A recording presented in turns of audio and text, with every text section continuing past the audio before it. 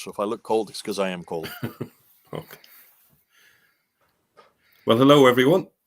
Who do we have here but two very special guests, Jay Smith and Saint Murad. Welcome to you both. Great to be here. It's Great to be with Dr. J. Smith, and great to be with you, Mel. Excellent show. Jay, you were just saying before we went live that it's kind of cold where you are. There's snow all around you. It's snowing, and this room is not heated, so I'm in an unheated room in the back of my son's house. If I go like this, it's because I am cold. I'm trying to keep my warmth. Maybe if I ran around the block, that would probably help. But good to be here with you, Mel, and Saint Murad. Terrific to see you again. Yes, so we're coming back to the whole Mahmoud concept again. Every time we find something new, we kind of circle around and add to the case. Over the years, probably ever since I first met you, Jay, one of the big things that we always scratch our head about is this big gap between the Abbasid story about Muhammad, which we were told that Ibn Ishaq wrote, not that we have any copies, but at the very least was written 150 or so years after the time of Muhammad. This is what we've been told. And then we had to scramble to explain why is there this big gap.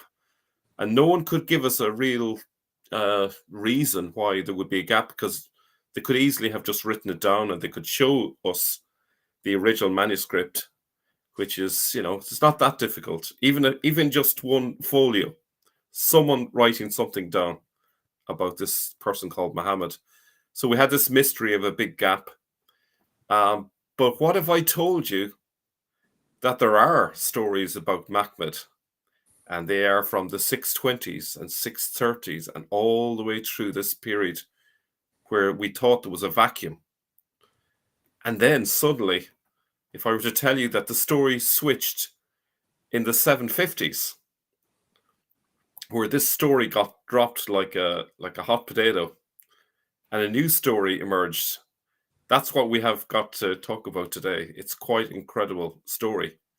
So this is not an argument from silence any longer.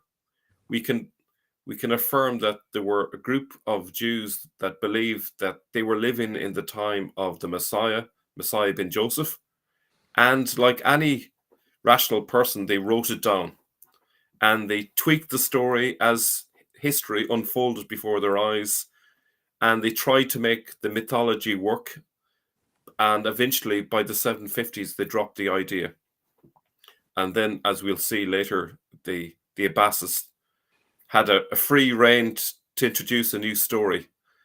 So they didn't have to fight with an earlier story about a Muhammad in Arabia. There was no Muhammad in Arabia in the 7th century for them to tackle with. There was a completely different story in Judaism.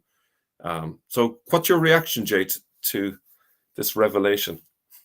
No, this is going to be exciting. You're not saying anything that I haven't heard intimated before. I'm going to wait and see how you're going to prove your point. I think, though, for those who are probably not who are new to this whole argument, we might need to back up and just say, what do we mean by Muhammad? I think that needs to be, because most people are saying, who's Muhammad? We're looking for Muhammad. And I'm emphasizing those vowels, Muhammad. And that's the difficulty. How is it suddenly we're no longer looking for Muhammad? We're looking for this. What is this Muhammad? You might want to say something about that. Yeah, so Mahmoud is a synonym for the Messiah. Christians tend to use the word Messiah. Some Jews, at least, use Mahmoud as a less obvious synonym for the Messiah. And even when they refer to Mahmoud, it's done in a very ambiguous way. So it can be very hard to pinpoint them and go, now they're talking about the Messiah. So the hard case was to try and find pieces of evidence to actually demonstrate that actually that's what they meant when they used the word Mahmoud. Let me just jump to Saint Murad on this. Saint Murad, is not true. You're an Arabic speaker. This is your language, your mother tongue. When you look at the text, the Arabic text in the 7th century, were there any vowels? No. Okay, so Muhammad requires 3 vowels, doesn't it? Yes, Mahmed. So if there's no vowels, what's left behind? It's just four consonants, mimha, mimdal. Yes, yes, And how do exactly. you pronounce mimha, mimdal if you were just to read it? Mahmed. Mahmed. Exactly. That's where we're getting it from. Now, to underline Mm. that and to really support that, we need to go to John of Damascus in 730, who is writing in Greek in his great tome known as the Heresy of the Ishmaelites. And he writes in Greek this evil prophet known as Mahmet. And so he writes it out Mahmet in English, but if you read in Greek, the vowels are there. See, in Greek, the vowels are written, so you can see how they pronounced it, and as late as the beginning of, well, almost into the mid 8th century, because this is 100 years after if Muhammad had lived after he had died. So here we now know how to pronounce it. That's why we know we're looking for the wrong name. We're looking for the wrong word. We're basically it's not a name at all that we should be looking for. It's a title. And if we look at a lot of Muslim countries, like for example Turkey, we see that they have Mehmet as a common name, Mehmet.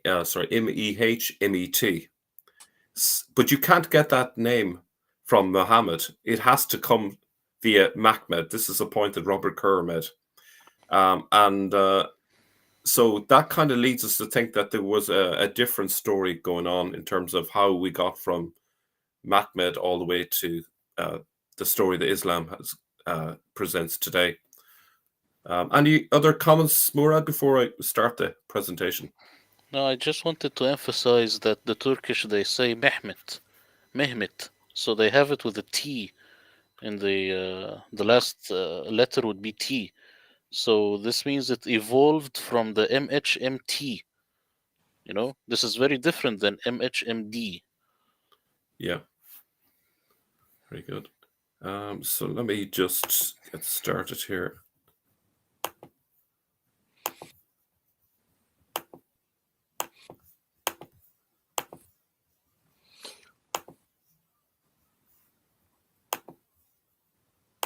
You can see that, okay? Yep. Thumbs up, fine. Okay. So the point of this presentation is to explain the story of how we went from Jewish Mehmet to Islam's Muhammad. So the Judeo-Persian campaign of AD 614 led to the belief that Nehemiah bin Huziel was the longed-for Jewish Messiah, the Messiah bin Joseph. 12 separate apocalyptic midrashim were written over time, beginning pre-614 about the Messiah bin Joseph, heating up after Exilarch Nehemiah was killed in 617 AD. Adjustments were made to take into account of the unfolding events of the century. So this is incredible, really. We have got different versions of the story as they gradually evolve over the decades, as the various battles are going on between the Romans and the Persians. And the Jews are holding out hope that their man is Nehemiah bin Huziel, is the Messiah bin Joseph. So we're going to see how before 617, they haven't got a name for their Messiah bin Joseph. They just got an expectation. So to give us an overview, so we can see what's happening here from the 7th to the 8th centuries. The Jews debate whether Nehemiah bin Huziel was the Messiah bin Joseph. So before 614, Messiah bin Joseph is mentioned in their writings, but no mention of Nehemiah bin Huziel because he hasn't entered the scene at that point. Then from the 620s to the 740s, Nehemiah bin Huziel is referred to as the Messiah bin Joseph. Then, strangely, in the 750s, Nehemiah bin Huziel is suddenly dropped. He's no longer mentioned as the Messiah bin Joseph. Then, further on, in the 10th century, there are doubts if there ever will be a Messiah bin Joseph. That's how much Jews have fallen out of love of this concept. But then in the 11th century, hopes rise again, and we have a reference to Messiah bin Joseph mentioned again, but without it mentioning Nehemiah bin Huziel. So you see the full trajectory there of this question or debate about who is the Messiah ben Joseph. Any reactions to that so far? No, this is just new to me, so I'm just looking to see how this will unfold. Okay. Just to go back to that slide again, and if you could just explain to the people who are also new, why is it important that we know when Nehemiah ben Husiel or Messiah ben Joseph are there? Why can't these be? Why aren't these interchangeable? Or what is it about that is different between these two? Okay, so the Messiah ben Joseph is a longed for Messiah that has been in Jewish thinking and theology for centuries, long before there was a Nehemiah. So each century, the Jews are looking to see, oh, is this the guy who's going to suffer like we have in Isaiah? I think it's Isaiah 53. Obviously, Christians point to Jesus as being the suffering servant, but the Jews are, they don't accept that Jesus is their Messiah. So they're still looking for this Messiah who will suffer and die and atone for Israel. So along comes this exilarch, and he gets killed in the course of these events surrounding Jerusalem. And funny enough, the way he died and so forth matched the prophecy. So the Jews immediately jumped on this and thought, this is now the time for the Messiah ben Joseph. The person that we've been waiting for centuries is now here. And now the Messiah ben David should soon be arriving. So when he comes, there'll be a final victory for the Jews, and there will be peace in the world, and so forth. So that's why this is such a big deal. So they were high in expectations when Nehemiah ben Huziel died. Okay, so we're going to go through these 12 sources, and I'm just going to give you a little snippet just to make the point. So we have the Agat Messiah, which is pre-614, which means an account of the Messiah. Rome is the only world power mentioned. Nehemiah is not mentioned. It prophesies he, Gog, forces entry and kills him, Messiah ben Joseph, in the streets of Jerusalem. So why isn't Persia mentioned? It's probably because it's long before that time. And then if we go to this one, which is in English, the signs of the Messiah. So this would be 3 years after Nehemiah was killed. It says they will pass a decree banning the holy place, the Lord, and the Torah. Messiah ben Joseph, and his name is Nehemiah ben Huziel. Thereupon all Israel will flee into the deserts. Now, Murad, is there anything in the Quran about banning entry to the holy place? Is there anything on those lines? Well, there is always this word يصدون عن سبيل الله. The way I translate it is they intercept the believers from going into the way of God. But this way of God, I think it refers to Jerusalem all over the Quran. Yeah. So So this might be what you're talking about. yeah. So this would, based on this Jewish text, this would suggest the rationale behind that text. So it's not Mecca being referred to; it's actually Jerusalem, and it's the Jews being banned from entering the holy place, which is, of course, the temple. And obviously, they were upset about interference with the Torah and so forth as well. Okay, so then we have a later one. This is called the 10 signs. Now, in the Quran, what is the word for signs in the Quran? Well, it's ayah, but this ayah is the final Arabization.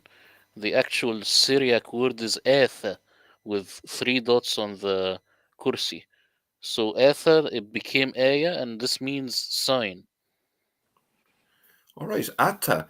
Now, otat there sounds to me like it's very similar to that word with different vowelization. Would that be right? Well, looking at this word, it might be very close. Um, Yeah. Asiroth maybe Ashar or Ashara, and Otot would be Atha, would be Ayah. 10 Yeah, signs, so maybe, yeah. yeah. So one of the signs that says the Holy One, blessed be He, will produce at the time Messiah bin Joseph, whose name is Nehemiah bin Hujiel. He will approach Jerusalem and capture it, and all Israel will hear and gather themselves to him. Now, this gathering is an important part of Jewish thinking around the Messiah. And there are 43 passages in the Quran referring to a gathering. For example, Surah 5, 172. I'm not sure if it's your translation, Murad, so forgive me if it isn't. Uh, Never would the Messiah descend to be a servant of Allah, nor would the angels near to him. And whoever disdains his worship and is arrogant, he will gather them to himself altogether.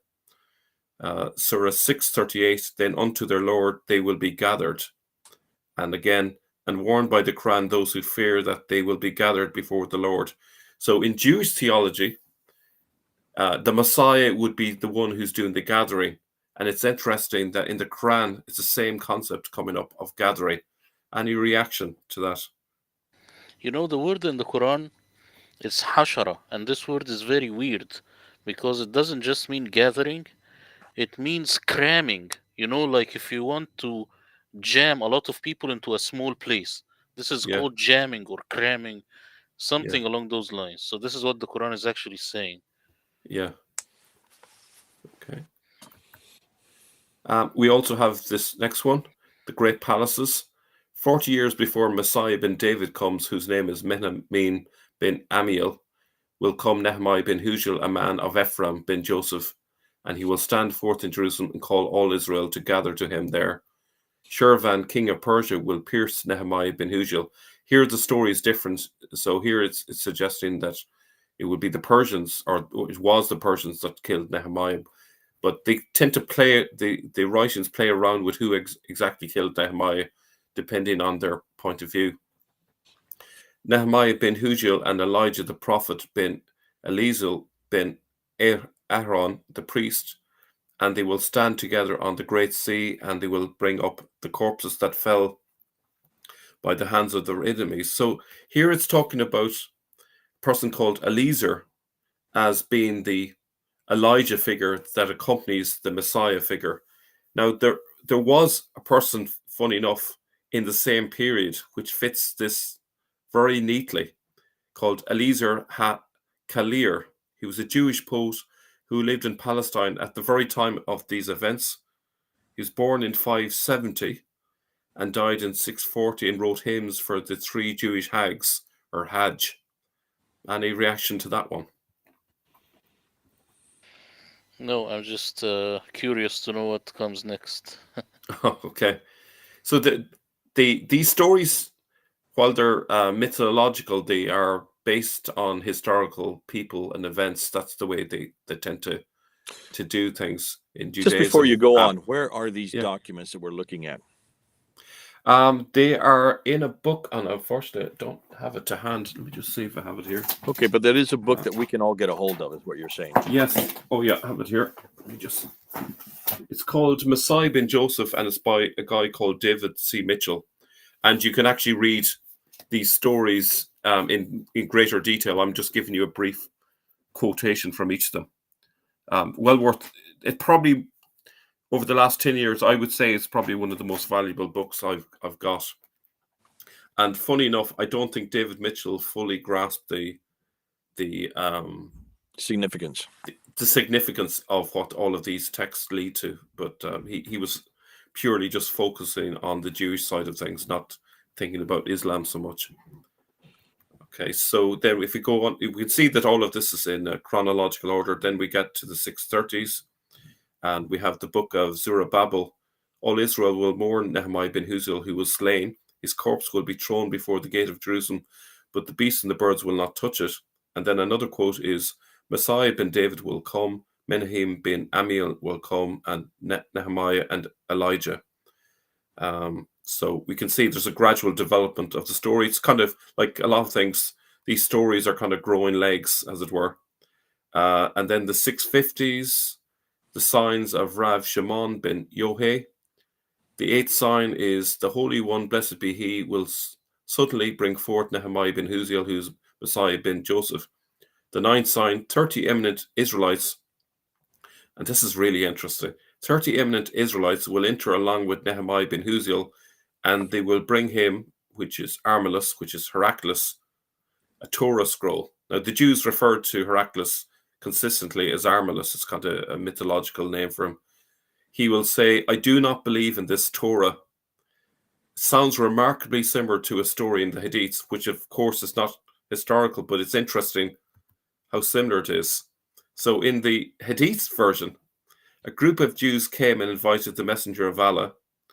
They placed a cushion for the messenger who sat on it and said, bring the Torah. And then it was then brought. He then withdrew the cushion from beneath him and placed the Torah on it, saying, I believed in thee and in him who revealed thee. So it's interesting. In the Jewish version, you have Heraclius saying, I do not believe in thee or in this Torah. And in the Muslim version you have Muhammad saying, I believed in thee. Any thoughts? Well, I think it's strange, Mel, because Heraclius was a Christian and he was an extremist kind of Christian. So how come he doesn't believe in the Torah? Yeah. Now this could be from the this is the Jewish perspective. So you're we're looking at Heraclius to the Jewish lens. Yeah. And then we have the Muslim lens coming superposing on that. But it's a very strange one.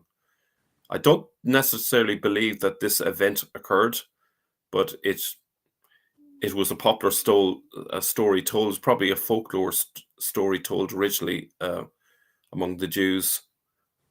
I suppose it's probably not dissimilar to Christians nowadays who might say, I don't follow the Torah, I follow Jesus. So perhaps Heraclius said something on those lines, and then it got distorted by the Jews who said, oh, he said he didn't believe in the Torah. Any thoughts, Jay? No, I would go with that. I would think you need to be careful because obviously the Christians would have been in competition with the Jews at this time, and you can see why he would have kept us at arm's length. Yeah. Okay, so we have now Pirkei Mashiach, the 8th century, chapters of the Messiah, and King Nehemiah the Messiah will depart from them, and they will go to Jerusalem, and Nehemiah will be killed with them. King Messiah is lovely, proclaiming victory to Israel. Do you see that? So you remember then the Song of Songs, you have Machmedim, altogether lovely. So here in the Jewish text, we have King Messiah is lovely. So they're using that word Machmed for the Messiah. It's kind of a very subtle nod. They know that Messiah and Machmed are alternate words. Just before we go on, the lettering that you would have had, this is written in what language? That's a good question. I believe this is written in Aramaic. I'll have to double check on that one. So the lettering for Mahmud would be the same as Arabic? It's kind of similar. I'll have to go away and double check what these texts were. So when you have altogether originally. lovely or a lovely is lovely, it would be Mahmud in both languages. Well, the thing is, in the Hebrew language, the word would be Machmedim. Machmedim, like you have in Song of Solomon 5:16. Yeah. Hebrew. So that would be in Hebrew. So if we bring that into Arabic, perhaps Murad, you can give your thoughts on that. You certainly can pick out Machmed from that. I think if it's Aramaic, then it will be like Hebrew. Hebrew and Aramaic will have the same. It will be altogether lovely. But in Arabic, this would be more like the praised one. Yeah. Now there is but a they would debate use about the same consonantal text. Am I correct? Yes, Aramaic and Hebrew. And Arabic. And Arabic, but with a different meaning. So in the Arabic, it will mean the praised one. No, that I don't dispute. I'm just people are hearing this so they understand, because you guys are going rather fast on this. You might be losing some people on this. The fact that they are reading the same consonantal text, the meaning they put to it would be different. That's true. Yeah. But we're talking about the same consonantal text between Hebrew, Aramaic, and Arabic, since Arabic borrowed its text from Nabatean Aramaic. Yes, it will be the same. Okay, that's so. I hope people are listening, are seeing this. So when they read this, whether you the meaning for these four letters or Mahmedin, if whether the meaning is altogether lovely or the praised one, it's still the same text. Yes. Okay. So essentially, there's a kind of what's the word for it? An equalization going on. Messiah equals Mahmed.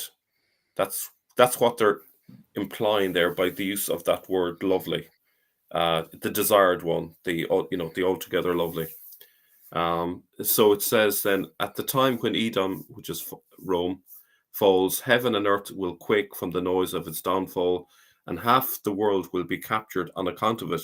Now, this part actually dates the text in a way that David Mitchell fails to grasp, because he thinks that this was dated to early in the 7th century, but it has to be in the 8th century, because by the 8th century, it's true that half the world will be captured, because half the known world was now conquered. So this text has to be 8th century rather than 7th century. Any thoughts on that there? I would like to know how David Mitchell came to his view. How did he come to his conclusion that it was 7th century? I can't remember offhand. I'll have to go back and reread his text. He kind of makes a lot of assumptions just based on I think it might have been based on the Dome of the Rock, I think, if memory serves me right.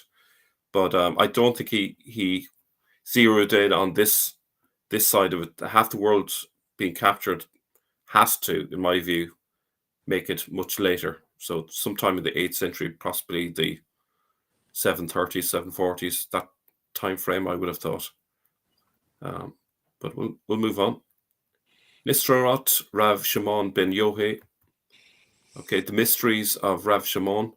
And note in 750, Messiah ben Joseph is no longer equated with Nehemiah ben Huziel. So this is a crucial year. So we know that this was written in 750. Okay. It says, these are mysteries which were revealed to Rav Shimon ben Yohei when he was forced to hide in a cave. What the evil kingdom of Edom did to us, was it not enough for us, and the kingdom of Ishmael also? So here we have the Jewish reaction to the kingdom of Ishmael taking over from the Jews. And so because of this taking over, they've lost faith in Nehemiah ben Huziel being the Messiah, because if he had been the Messiah, this shouldn't be happening to them. Chapter 11 says, the second king will arise from Ishmael, will be favorable to Israel, and will repair their breaches and the breaches in the temple, and shape Mount Moriah and make it completely level, and build a masjid there upon the foundation stone, as it is said, your nest is set on the rock. So what is it saying there? It's saying the second king of the Ishmaelites will go onto the Temple Mount, repair the breaches, and build over the foundation stone. Now, the second king, I would suggest, would probably be someone like Umar, who was said to have started work on the Temple Mount. Messiah ben Joseph will spring forth for them, and he will take them up to Jerusalem. So you can see they've dropped any reference to Nehemiah ben Huziel. Any thoughts there? Explain what you mean by Umar. Well, we'll put Umar in inverted commas, the leader that took over Jerusalem in 638.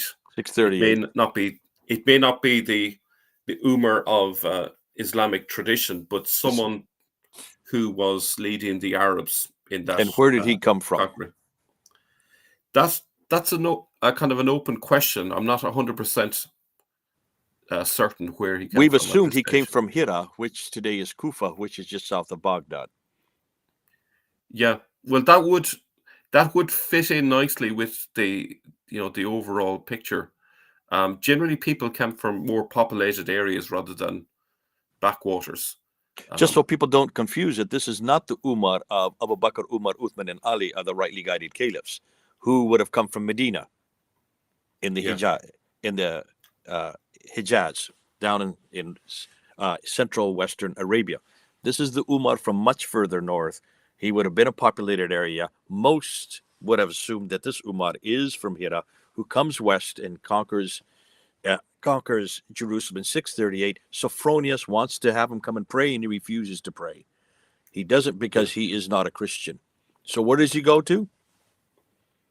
He goes up to the dome. I'm sorry, to the rock. Yeah. Not the dome at that time, but the rock. Yeah. But also, do you notice it says the second king? So, like, how many is there? There, according to the Islamic tradition, you have Muhammad, and you have Abu Bakr, and is it Umar then? I think it is Umar. Umar After is that, then the third. Well, actually, he is that would known be as the second in the rightly guided caliph. That's why I wanted to make sure people didn't think that's what you were talking about. yeah, yeah. But I would suggest that if from the Jewish point of view, if a Muhammad existed, the Arab Muhammad, let's call him, if he had existed from their point of view, he would have been viewed as the first king, followed by Abu Bakr as the second king and Umar the third king. You can see there seems to be a problem with the Islamic story here, even if a little bit seems like it's like it. So that's that one. I think there's probably a lot more there to that, but there's also this bit here as well. The kingdom of Ishmael sounds like a sect from within Judaism, because it says here, and again, Rabbi Shimon used to say that he heard from Rabbi Ishmael, as soon as he heard that the kingdom of Ishmael was coming, that the time will come when the land will be divided in lots. I don't know, maybe it's me reading too much into it, but when I hear talking about a Rabbi Ishmael and then followed by the kingdom of Ishmael, it sounds like this is a grouping within Judaism rather than something completely outside of Judaism. That's my take on it, but what's your thoughts on that? Go ahead, Murad, then I'll go ahead and say something. Okay, before commenting on Ishmael, Mel, you see this word masjid? It doesn't mean mosque, it just means a place of prostration. So this is something that is added maybe from the author. Absolutely, yeah. I put in masjid there because I'm sure the author is turning that into a mosque, and it's reading too much. Very good. I should have actually mentioned something about that. Yeah, very good. Yeah, it means a place of prostration, so this could be anything actually. And Yeah. here about the kingdom of Ishmael, I think it's like a sect that started to come out from Judaism, but it's Yeah. not like something very original. So Yeah. this is the split that began. Yeah. There were, you see, the thing, a lot of people don't get this. There was a natural split between the Jews in the 7th century. There were Jews in the western part in Syria who spoke Aramaic, and there were Jews who spoke Aramaic as well in Iraq, but there was a lot that were speaking Arabic. And I think from those Jews, I think that's where you have the beginnings of a new religion. They probably didn't see themselves as completely distinct from the rest of the Jews, but there was a growing tension between their messianism and the Jews that didn't accept their messianic vision, because obviously there were probably Jews who basically saw these tales about Nehemiah ben Huziel, and they were probably saying, he doesn't sound like a Messiah to us, like, we don't think it's him. And yet there were others that were big believers. That's one thing I do think, that when the Quran is talking about the believers versus the non-believers, I think it's talking about those who believe that Nehemiah is the Messiah versus those who don't, or at least those who believe that they're living in the messianic time and those who don't think they're living in a messianic time. But your thoughts, Jay? Yeah, I'm going to put a spanner into all of this, and you know Yeah. where I'm going with this, Mel. But Yeah. it's another possibility, and that is, I don't think it really has much to do with Judaism here. I think this has much more to do with the powers that be. Look and see who's in charge here. Jews were not in charge. They were just a small faction. The people who are in charge were the Byzantine Empire, which is Christian. Yeah. Now, who are the people? Who do you think the Umayyads were? The Umayyads were the Nabateans. They were they were the people of Ishmael. That's why they now are the Ishmaelites. That's why they look and see what they refer to themselves. This is why Robert Hoyland did us a great misjustice by when he wrote his book in 1999. He did refer to all these names, and they all refer these Arabs who were there up in Damascus. Notice they're up in Syria. They refer to themselves as Ishmaelites. They refer to themselves as Hagarenes, again in the line of Hagar. They refer to themselves as Muhajirun, people of Hagar. Hajar, means plural. And they refer to them Hagre, the place of Hagar. So in almost every case, they keep referring to themselves as people from the line of Hagar through Ishmael. Nowhere do they refer to themselves as Muslim. If that is the case, and these are the ones now in power who are up there, who do you think they are? What is their heresy to? Because they are seen as heretics. John of Damascus writes it. He says it in his book, The Heresy of the Ishmaelites. Why don't we read the title there? Just read the title. In 730, he writes his masterpiece. But remember who he is. He has been there in the courts of Abd al-Malik. His father was in the courts of Muawiyah, who are the first two of the great Umayyad caliphs. Muawiyah is the one that introduced and created the Umayyad Caliphate there in 661. And from 661 up until 680, for 20 years, he was the caliph. But we now know that he's not a Jew, that he is an Ishmaelite, but notice he is a Christian because of the coins. Look at the coins and look at the inscription, the dam there in Taif. He says, Abdullah, slave of God, Mu'minin, the head of the believers. And what believers is he head of? He has a cross right there. So it's obviously he is a Christian. And I would suggest he is a Monophysite Christian. Not so Abd al-Malik. And that's why Abd al-Malik then introduces his coins. Look at the coins, and they're just attacking the divinity of Jesus, the Trinity, his sonship. It's on the Dome of the Rock. It's on the coins that he introduces in 692. It's all attack against the divinity of Jesus. This is straight Arianism. And he drops the cross from the coins. Takes the cross piece off and makes a mockery of the cross piece. You remember each one of those three people that are on the Solidus, the Byzantine Solidus, are Heraclius and his two sons are holding an orb with a cross on top. He takes the cross off, showing that this is a mockery of the cross. He's attacking the cross. He's attacking the sonship of Jesus. He's attacking his divinity. He's attacking the Trinity. Now, who is watching this the whole time? Who's right there in the courts as his treasurer? John of Damascus. He's an eyewitness to what's going on. He then writes his masterpiece once he retires. In 730, he retires down to Jerusalem, goes into a monastery, and writes The Heresy of the Ishmaelites. Yeah. If we just read that, we'll see the heresy has to be not a Jewish heresy. It looks like it is a Christian heresy, but it's much more specific, an anti-Trinitarian heresy, which is what we call Arianism.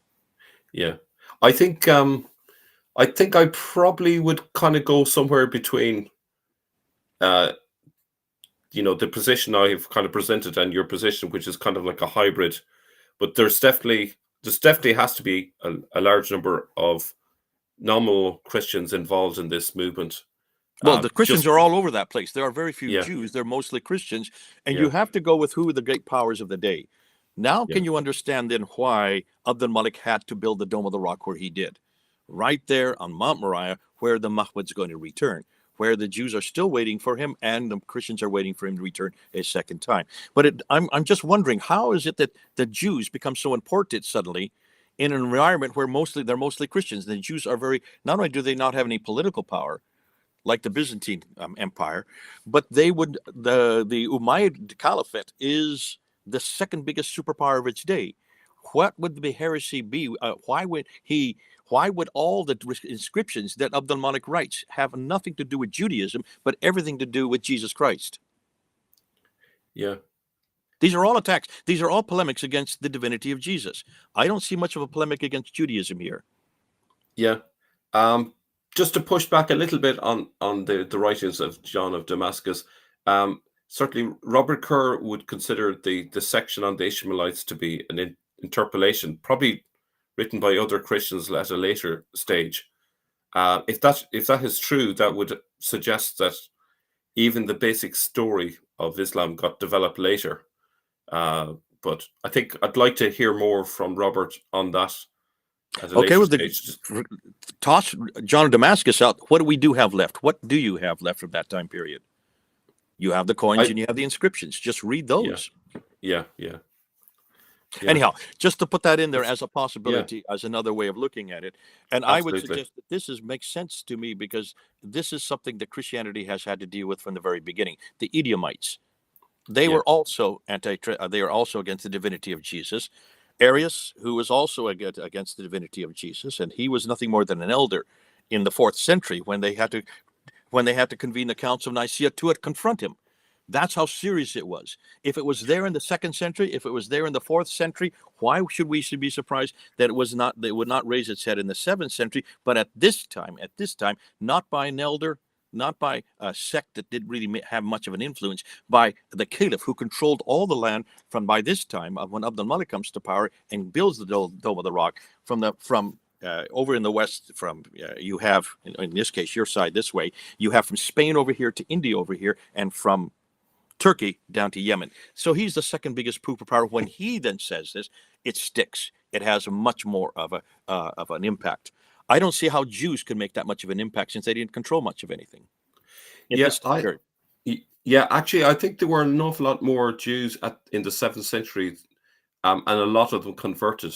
I think there were at one time 10% of the Roman Empire were Jewish.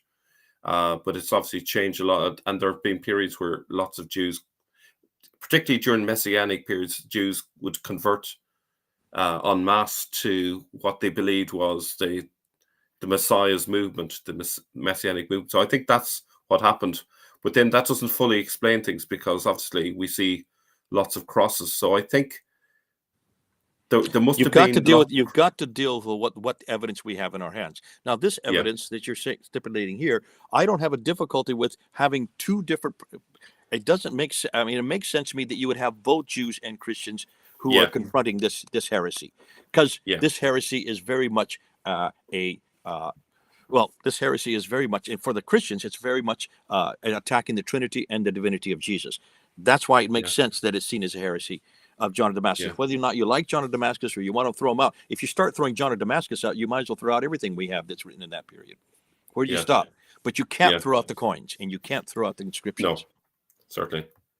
So we also have, also in the 8th century, the 10 kings, and it's no mention of Nehemiah ben Huziel. So the Jews no longer believe that he is the Messiah. The army of Gog will ascend and destroy Jerusalem and kill Messiah ben Joseph. At that time, the Jews viewed Rome or the Byzantines as Gog, from what I've read.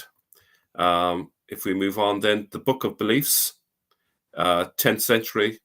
Again, Nehemiah ben Huziel is no longer mentioned. There is now a note of doubt about whether Messiah ben Joseph will ever come. Next, let me say that in either case, I mean, whether we do not repent and the events associated with Messiah ben Joseph come to pass, or we do repent and are able to dispense with them, Messiah ben David will manifest himself to us suddenly. So what they're saying there is, on the one hand, if we repent, there's no need for him. On the other hand, if we don't repent, there is a need for him. Well, in either case, there is a need for Messiah ben David. That's what they've come to the conclusion. Should there be, however, a Messiah ben Joseph who would precede him, he would serve as his herald and as one who puts the nation in proper condition and clears the way. As it is said, behold, I send my messenger, and he shall clear the way before me. So we also have in the 11th century, no explicit reference to Nehemiah ben Huziel, but it harks back to an early version of the story where it talks about he will go up to Jerusalem and kill Messiah ben Joseph, as it is said, and they will look upon him whom they have pierced will mourn for him like one who mourns an only child. And after that, Messiah ben David will come. You can see how the Jews are interpreting the scriptures to think that there's two different Messiahs. And it also says, then the Holy One, blessed be he, will gather Israel, who have been dispersed here and there. As it is said, I will whistle for them, and I will gather them when I have redeemed them, and they will be as numerous as they were before. So we see this recurring motif that the Messiah will gather all the Jews together, which is also echoed in the Quran. Sorry, do either of you want to share your thoughts on that? No, I'm just listening right now. Okay. Last one here.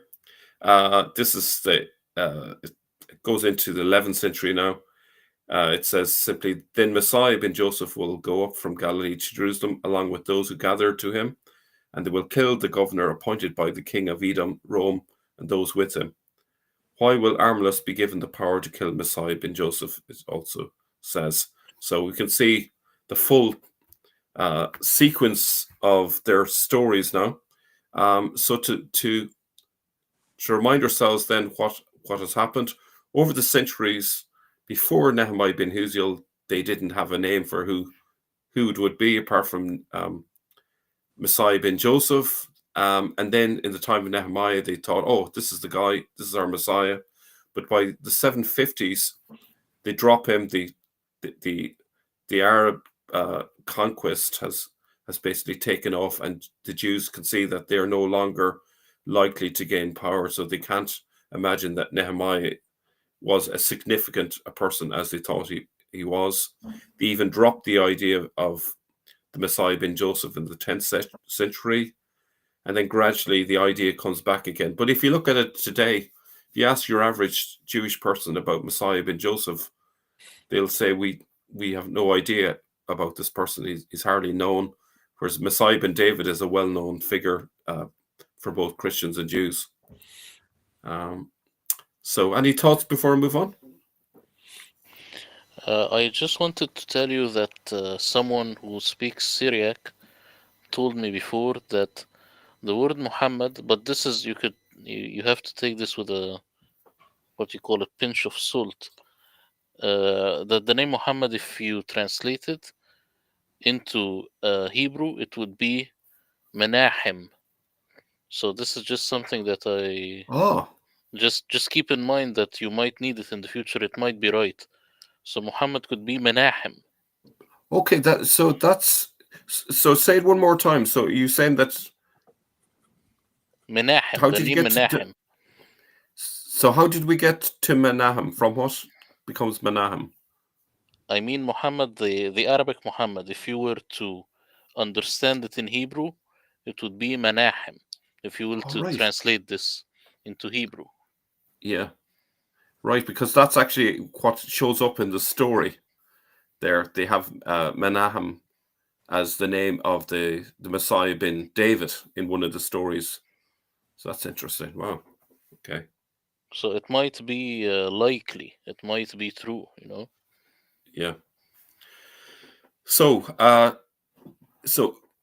big overview here. You have a period from the 620s to 740s where they think Nehemiah ben Huziel is the Messiah ben Joseph. And then the 750s, he's dropped. Okay. So let's go back to the left-hand side of this screen here. You can see that the Persians made an alliance with the Jews to conquer Jerusalem in 614 AD. Husro and Nehemiah ben Huziel is involved in that, but Jews later fell out with the Sasanians. And then we have the Chinese source Zhu Tangshu, which reports via a Tayaye envoy in 651 that a lineman tells a camel herder of a weapons cache. This was the start of a separatist regime. Now, who formed an alliance to conquer Jerusalem in 614? It was the Jews and the Persians. So we see a parallel in the Chinese source, which potentially could be the lineman is the Persian side, the camel herder is would be the Jewish leader, which would have been in Iraq at the time. So that's a potential explanation. In the 750s, then the Tang government, 756 to 758 AD, were told a new story of how the Taiyai were founded.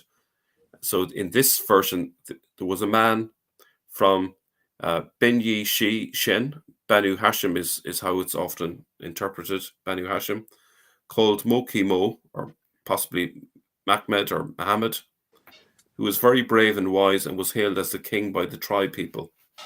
There were 11 persons who came, and according to the rank as Moshe, messiahs, were transformed into kings. After this, the masses gradually gave their allegiance, and subsequently, Persia was extinguished and Byzantium was crushed. I don't know if that's making sense there, but we have a kind of a historical take from the Chinese source in the original envoy of 651, basically saying that it's an alliance between the lineman and the camel herder, which could figuratively refer to the Persians and the Jews. And now we have the introduction of Mahmed from the Banu Hashim. But you can see that it's a Persian thing, not an Arab thing at this point. Okay, and it seems to be involved with messiahs. Any thoughts on that? You know that this word Banu Hashim it's in the Bible. Do you know that? I do actually. I have something coming up about that. Do you want to share it? It's in I don't know what's this called in English. Akhbar al-Ayam, meaning maybe Chronicles 11:34. So this has the name Banu Hashim. So this is in the Jewish Bible. So if you have it, then we will just Yeah. Well, it'd be interesting to see if it's exactly the same yeah. take on it. But so we can see a transition. Hopefully that's clear. So at the same time as Nehemiah bin Hujal is dropped as the Messiah bin Joseph, we've got a new story with the beginnings of elements that you find in the Islamic story, with plenty of scope to gradually change the story. This is why I don't think the story from St. John of Damascus could have come from the 730s, because I think the story hasn't developed enough at that stage. So I think it probably came in maybe a couple of decades later. So maybe it was inserted into St. John of Damascus's work. That's how I would see it, unless I can All right.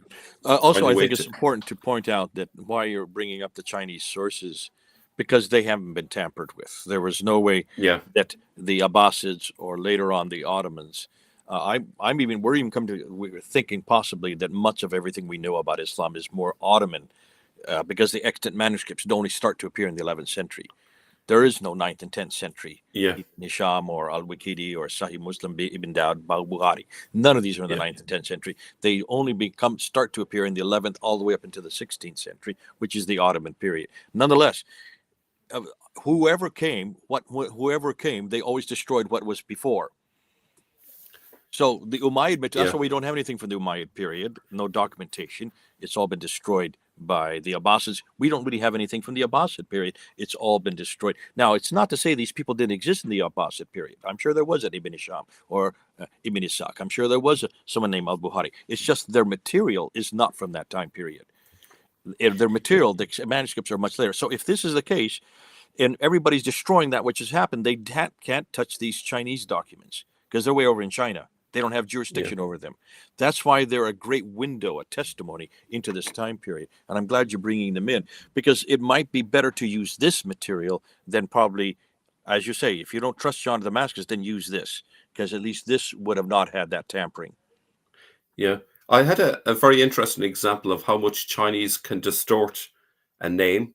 So my landlady is Chinese, as it happens, and she mentioned Jade, and I went, who's Jade? There's no Jade in the house. And she said, then she said it multiple times, and I went, oh, you mean Gerald?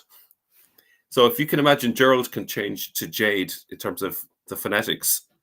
You can easily see how Moki Mo could be a rendering of Mahmed or something else.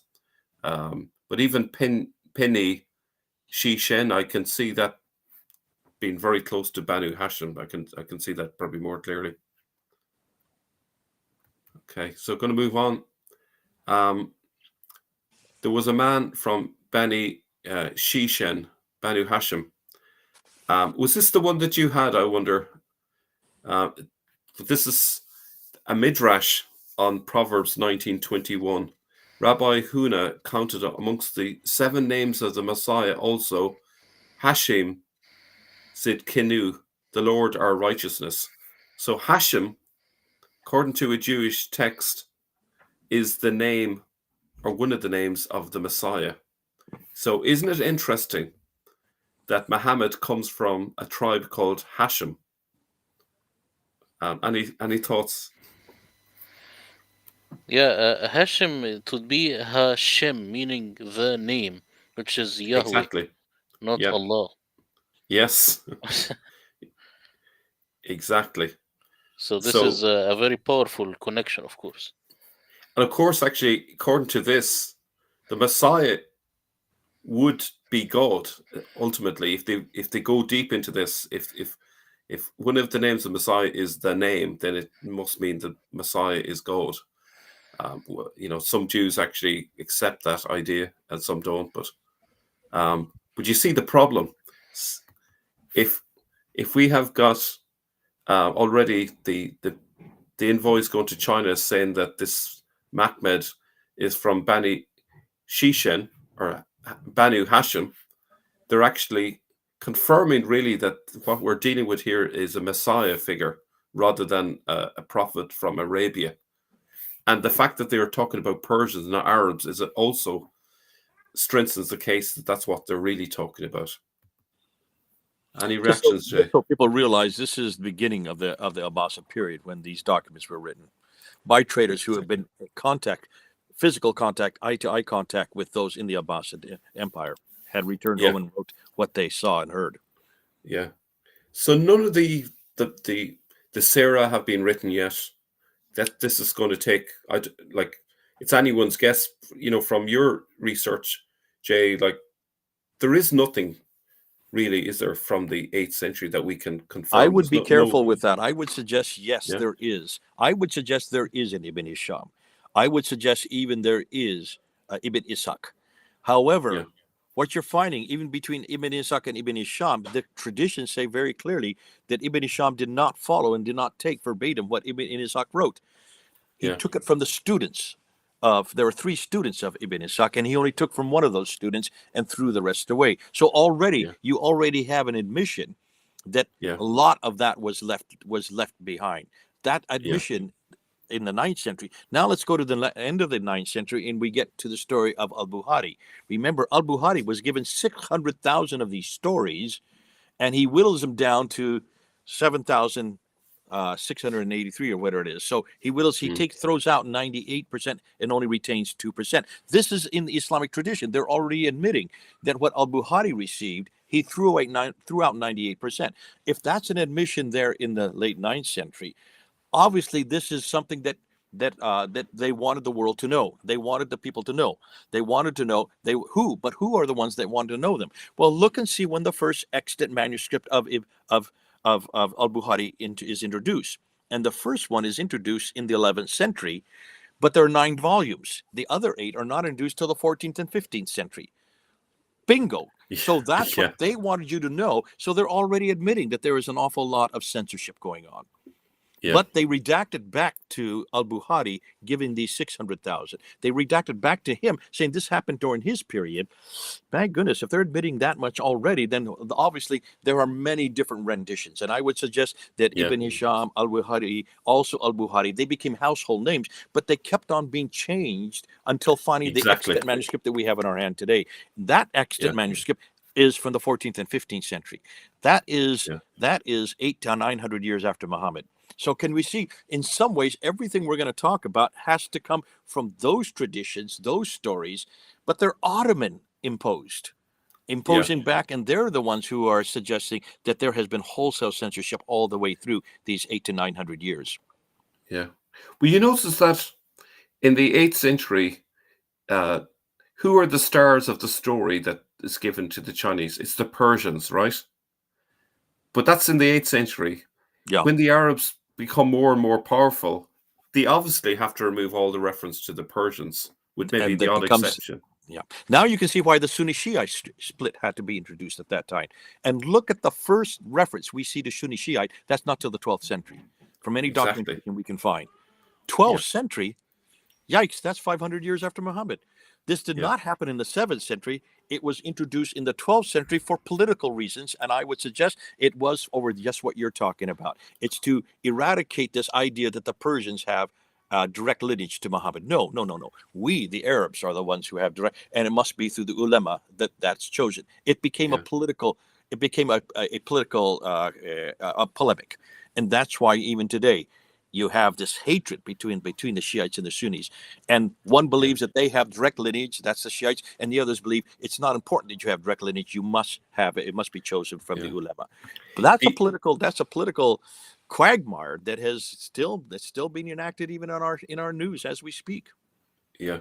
And like, of course, the obvious vestige of the Persian part of the story was the fact that Salman al-Farsi was retained, maybe as a token Persian there, that they could basically, any parts of the story that were to do with Persians, they could explain away by reference to him, of course. But the bits that they left behind are creating problems for them now, because we can see that the story is becoming more and more ahistorical as time goes by. But can you see this Uh, has everything to do with power? it is, Who controls the empire? It has nothing to yeah, do with theology. yes, that's a good point. Like, who's in power in the 8th century? You could say, well, it's the Abbasids, so who are essentially Persians. Persian. Uh, and Who take over later, from them? The Ottomans. it's the yeah. So as Bingo. soon as as soon as the next power takes over, they become the center of everything. And when does the That's story get introduced? Just as the Ottomans are taking over. exactly. Okay, Yeah. that's for another time. We don't have to get into that today. But can you then understand why, in some ways, it's so important that we have these Chinese who are there as eyewitnesses? Exactly. Yeah. So I'm going to move on. So the objection is, yes, the Jews thought Nehemiah ben Huziel was the Messiah, but they didn't explicitly call him Machmed. Are there any Jewish sources calling the Messiah the Machmed? So I'd like to move into that area now, if I may. So this is a familiar one. We had an inscription with a reference to Machmed. And before any Muslims get excited about this, what year was this inscription from? Do any of you know? Yeah, well, this is the one from 523, so it's the 6th century. Exactly. This is, yeah, exactly. It's the 6th century. So clearly, this has nothing to do with the Muhammad the Arab at all. It's a totally different one. And we go into the location now. It's Najran, and it's a Jewish inscription by the Lord of Jews, by the Machmed. Okay. Now, that was really all we had in terms of the idea that Machmed was a reference to the Messiah. But wouldn't it be interesting if in the same culture of this area, we'll call it Southern Arabia or and also Yemen, wouldn't it be interesting if we had parallel inscriptions following a similar formula where it refers to God and his Machmed? We could actually look at the synonyms and see what's happening and see what Machmed is meant, or what is meant by Machmed here. So this is what I'm going to do. So let's just go to 548. And this is actually a Christian inscription. And it says, with the power and help and support, notice you got the triple, which obviously a Trinitarian triple reference here, with the power and the help and the support of Ratmanan, the Lord of Heaven, and of his anointed one, King Abraha. So this inscription is referring to their King Abraha as the Messiah, essentially, though it's a bit ambiguous. So do you notice that there is a formula there which is referring to God and the Messiah? And we can see how it's very similar to that earlier one in 523. You have by the Lord of Jews and by the Machmed. So I think that is evidence in support of that. Any thoughts from either of you? Yeah, I want to say something regarding the word Rahmanan. You see how it's Yeah. written here? This Yeah. word, of course, it is not pure Arabic. It is Syriac and Aramaic, and it means the loving. You know, when you say Jesus is love, this kind of love. Yeah. So Rahman, it means the beloved. So when it says in the Quran Ar-Rahman Ar-Rahim, it means the loving, the beloved. But this is in the Syriac reading of the text. So this is Yes. just a an important piece of the puzzle. And actually, that actually fits very nicely with the concept of Mahmed, which is the desired one. So you Yes, have Rahmanan, the beloved. Is that right? The beloved? yes, not the merciful, but the beloved. Wow. I didn't know that now. That's interesting. Any thoughts on that, Jay? Well, yeah, I mean, it's right there at the first verse of the Quran. Bismillah al-Rahman al-Rahim. Most Muslims always said not the loved one; it's always the compassionate one, is what I've heard. But you're saying that it's the loved one there, not compassionate. I'm saying in Arabic, now we say the merciful. But in Syriac, if you read Rahman in Syriac, then it would mean the beloved, the loving. So Rahman Rahim, the beloved, the loving, the one who loves. What's wadud then? No, Wadud would be, fond, being fond of something. This is wid. This is a synonym for love. Okay, now uh, that's exciting. The anointed one here would be the four letters Mim Ha Mim Dal. That I think it's just using a synonym. It's basically just saying Messiah. So we can see that the formula is the same. The structure is the same. We have God and something. God and something. In the Jewish one, it's God and the Mahmed. Here in the Christian version of the same type of formula, it's God and the anointed one. So the point is that we're seeing how Mahmed is also understood. This is all from the common culture of the Jews and the Christians here, that they're basically talking about God and his Messiah. Now, the Christians, strangely, are referring to King Abraham as the anointed one. Maybe not Messiah in the sense that we would think of the Messiah today. All kings, of course, are anointed, but perhaps he's anointed with a special favor from God, but maybe not the Messiah, the King of Kings. But Am I assuming there this we, is Sabek? yeah, We're looking at here, Sabek. this is Sabek, yeah. So what's the And word actually, for anointed one in Sabek? I would have to look that up. I don't have it to hand, but I'll put it in the comments below. It's If you in could look a that up, paper. because that would also help us to Yeah, know if this is a parallel to what we're seeing in the scripture that you have in the slide before, which is in Arabic, and that is yeah, Mahmud. yeah. I think the parallel here is in terms of synonyms rather than a direct. The word itself. Yeah. So Okay. it's here. Well, I'm kind of, the argument I'm making here is that they're using different words for the same concept. The idea is the same, but it's just they're using different words for the same idea. Yeah, So Mel, in this, I wanted to tell you something also very critical is that in Arabic, a word could be a noun and also an adjective at the same time. So, yeah, Al-Masih in Arabic, the way you would translate it would be the Messiah, but yeah, also it means the one who rubs oil, who consistently rubs oil on himself, or the yeah, anointed one. yeah. So this is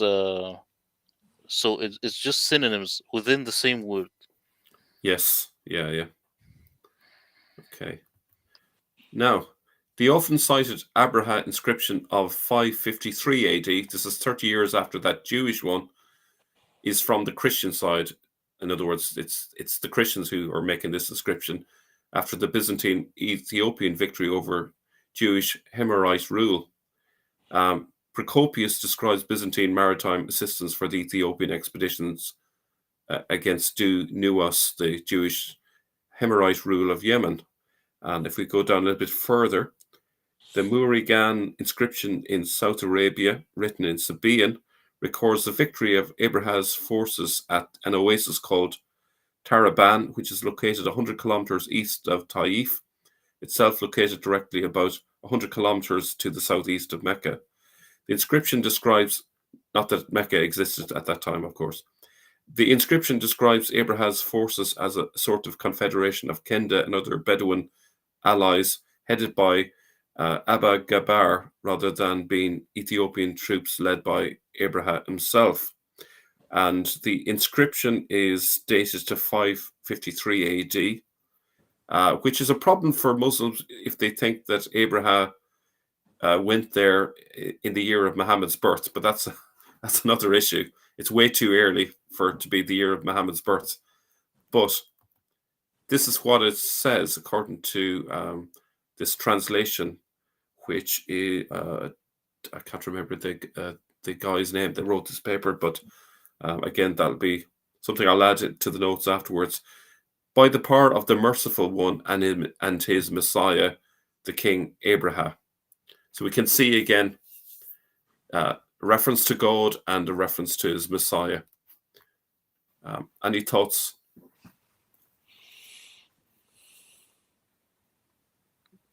No, make this pretty clear. I'm just listening. Yeah. So I think there, you can see that we see a formula at play.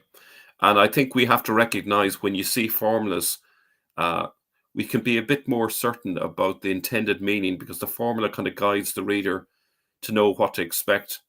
So if you can imagine if this type of formula was a habit on inscriptions, even if you left out the second half of the part that's in yellow there, you'd probably guess it's going to be something to do with his Messiah. But in the Jewish one, they have Mahmed there. So the point is that it's just another synonym. So bird's eye view, then you can see it perhaps a little clearer here. We can see the pairing, the formulaic pairing, God and his Messiah. In the Jewish one, Lord paired with Mahmed. In the following Christian ones, we have Rahmanan and Lord paired with Anointed One. And we have Merciful One and Messiah. And we also notice that the formula seems to have fed into the Shahada, which says, I bear witness that there is no God but God, and Muhammad is the messenger of Allah. So even that seems to emerge from the same tradition, God and Mahmed, except they've vocalized it as Muhammad. Any thoughts? Well, the first thing is, why did you put Muhammad there? I'm actually just taking it as Muslims would have it today. But yes, you've imposed that into it when you know very well that the Shahada does not have Muhammad there. It only has four letters, Mim Ha Mim Dal, on the coins and on the Dome of the Rock, and also on the protocols. So this is an error we always do as Westerners. That is not Muhammad. That's Mahmed. Yeah, which is making our point all the more, and that's why Robert Hoyland made this mistake all through his book. Islam as others saw it. He kept on putting Muhammad there when in every case it was always Mahmed. It was 4 letters. Yes. Yeah. Well, actually, that's what you've just said reinforces the whole. Absolutely reinforces. Yeah. This is why we as Westerners, we just immediately put Muhammad there without thinking that cannot have been there, not in the 7th century when the Shahada was introduced in 691. First on the Dome of the Rock in Jerusalem. It's still there today. Go and look at it. You can read the inner ambulatories. It's still Mim Ha Mim Dal. There are no vowels there. And it's introduced on the coins. Look at the coins. I've got the coins. I bought them up. I'm buying them up because it's Mim Ha Mim Dal, not Muhammad. We read that as Muhammad, and that's the problem. That's why there's so much confusion, because they think, so this is the Muhammad of Islam. No, it isn't. It's the Mahmed of Abdul Malik. Yeah. And you know also, Dr. Smith, there is, sorry Mel, there is a problem that Robert Hoyland also made all over the book is the word Tayyeye. Tayyeye de Mahmed. So this word Tayyeye, he always just translates as Arabs, when in reality this is a Syriac word which means Tay. And Tay is a tribe in Iraq. So this Northern itself, Iraq, in Mosul, in Tikrit, way up in the north. Exactly, yes, lads. where 1,200 Saddam miles was born. further north from Mecca. So this is why it's so good what you're doing, say Murad. You're going back and you're taking the Arabic back to its original roots. In the whole series that you have done, the book that you, the Quran, the translation that you have made is going to do a huge amount of bringing back people back to what the Quran, the original words actually meant in the 7th century, not what we impose as Mel just did here in the 21st century. It's just by rote. We just put Muhammad there without thinking. No, write it as it's written in the time period it was written. And when you write it in that time period, it's not Muhammad at all. And just Yeah. like Tayyaya, it's not the Tayyaya of Arabs. And even if you're going to say it's the Arabs, look and see where the Arabs lived. They only lived in what is today Lebanon and Syria and Jordan and Iraq and a little bit of what is today Iran. None of these Arabs were down. That was called Arabia Petraea for a reason. The Arabia Deserta, which is the Romans named it for a reason. There were hardly any Desert. Arabs down there to be of any significance. So even if you kept it to Arabs, if Hoyland wants to do that, then he has to place them where they are. And as you said, they have to be placed in northern Iraq. And Murad, you spoke to me earlier today about the Dome of the Rock inscriptions, and the meaning of Mahmed on those inscriptions. Now, I dispute that they're from the 7th century. I think they're Ottoman as well, but irrespective when they were written, what was your take on actual the meaning as given there, considering it's very anti-Trinitarian, anti would it be anti-Christology perhaps as well? Yeah, I'm borrowing from Christoph Luxemburg because he reads this word Mahmad as um, just the praised one, meaning Jesus Christ. There you go. And throughout the Quran, when it says Abdullah, this is one of the secrets also. It's Yeah. Jesus himself. So you could say that the Quran calls him Isa and Al Messiah and Abdullah, servant of God, in other places where people don't even expect. This is what Luxemburg says. But the Yeah. Islamic Muhammad, of course, he came much later. He has nothing Yeah. to do with the Dome of the Rock. Also, notice if I were to build the Dome of the Rock, the very first verse I would put would be the one where he flew to the Dome of the Rock. But That's they right. never put it because this is all just a big hoax that came in later.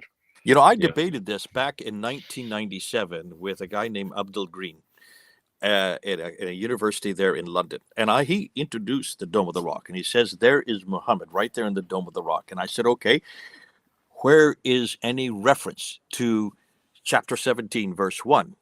From going from the great mosque to the farthest mosque, which is known as the Miraj that you're referring to. That's why the Dome of the Rock was built. He said the Dome of the Rock was built to commemorate that event. I said, show me where there's any reference to him going from the great mosque to the farthest mosque, or that the Qibla was created, because there's no Qibla in the Dome of the Rock. And he came back to me and he says, the Dome of the, you can look on the outside on the inscriptions. There's chapter 17, verse 1 along the top part of the outside. And if you want to look at chapter 2, verse 146, where the Qibla was introduced, in chapter 2, verse 146 to 149, it's right there on the southern portico, facing Mecca. And I said, you have no idea what you're talking about. The Dome of the Rock has been rebuilt and destroyed 11 times.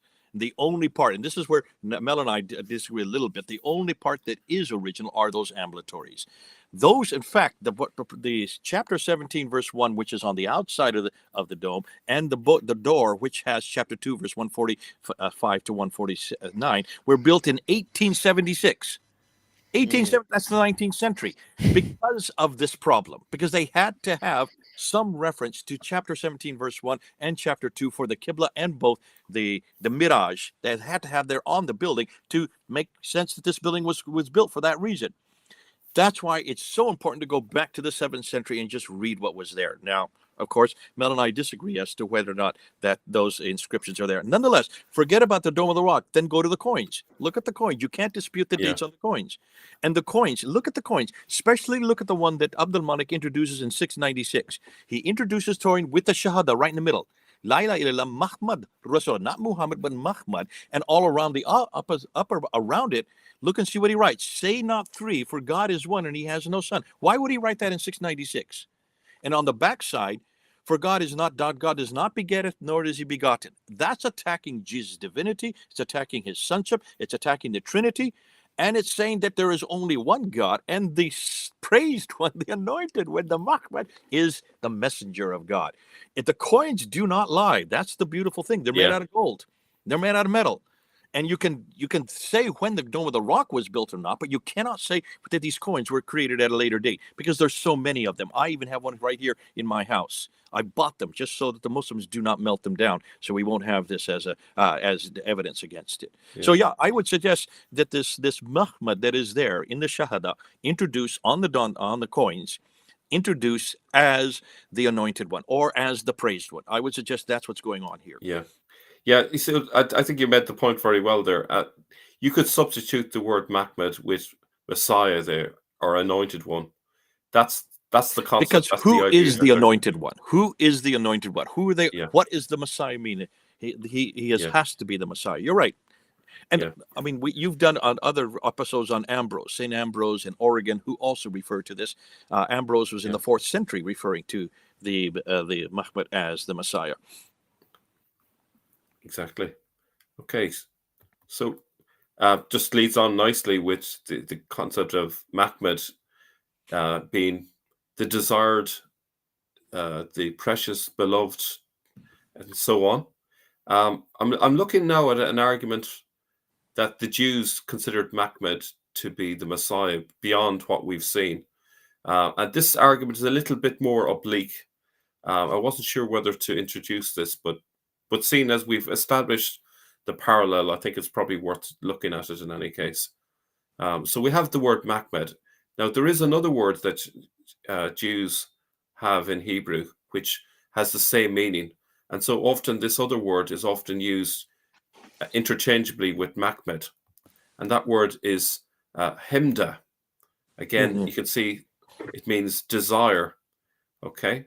And there's a key passage in Haggai 2:7. And they will come with the wealth of all nations and the desire of all nations. There's different translations of it there. That's what we're going to look at next. Now, the problem is that if you pick up 100 different Bibles, you'll see 100 different ways that people have translated it. But I've kind of delved into this trying to figure out, well, what exactly do Jews mean by this here? So let's just have a look at different translations.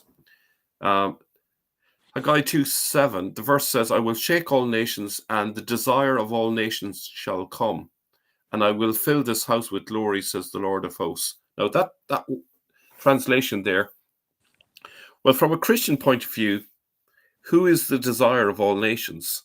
That would be the Messiah, right? And I will fill this house with glory, says the Lord of hosts. What house is this? It can surely only be the temple. So that's fairly clear cut. We have the Dewey Rheims version that basically says, and I will move all nations, and the desired of all nations shall come, and I will fill this house with glory, said the Lord of hosts. Who will be the desire? The Himda or Mahmed of all nations. So if we look at St. Jerome's Vulgate translation, it suggests he sees it as referring to the Messiah. Et venet desideratus contis gentibus. The Messiah is the desired one. So that's pretty clear. I'm probably going a bit fast here, but hopefully you get the idea that one way that this was translated is to see it as referring to the Messiah, the desired one. Any thoughts before I move on? I lost you. No, we're right with you. Yep. Okay. Now, Now, just so people know, when's the date for Jerome's Vulgate? The 4th century. Yeah. Just off the top of my head. To capture the full sense of how the word is used, a more explicit translation is required to convey the double meaning suggested. And I will shake all nations, and the desire and the precious things of all nations shall come in. There's actually two things involved in the word.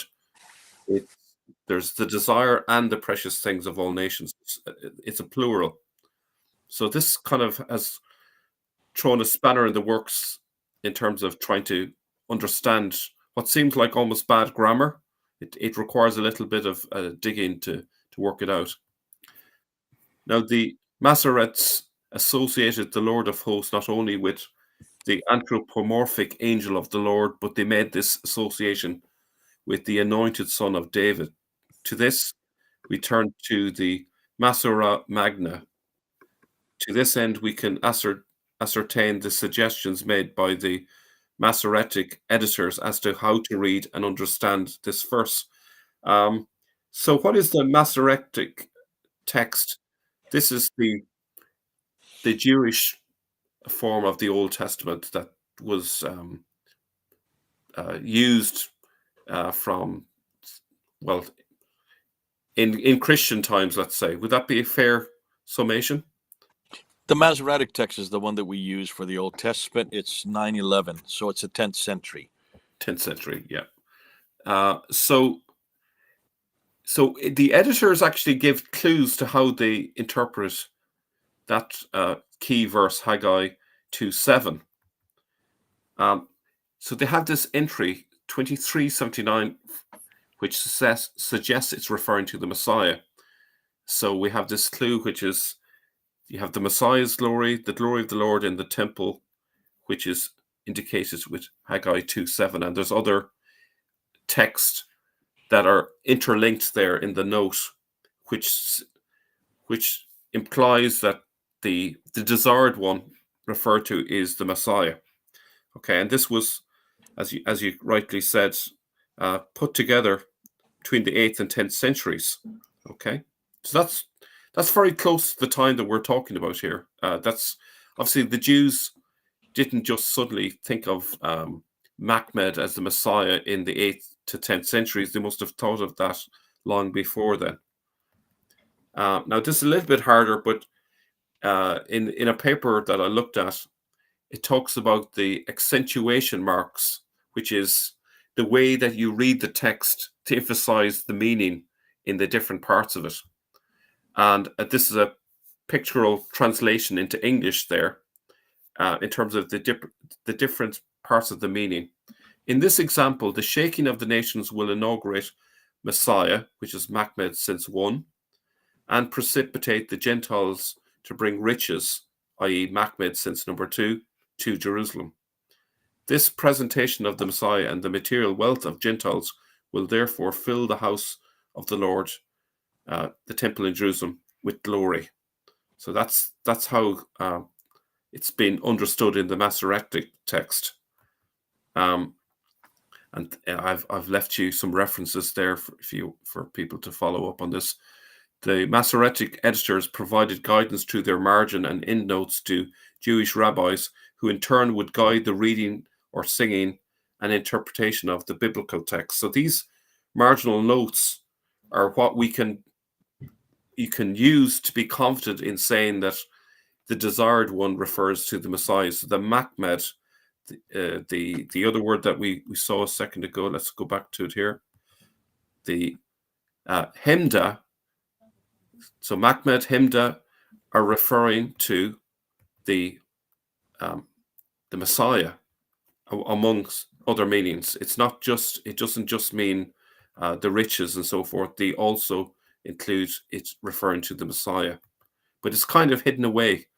Only a Jew who has studied for years would fully get that. It's very complex there.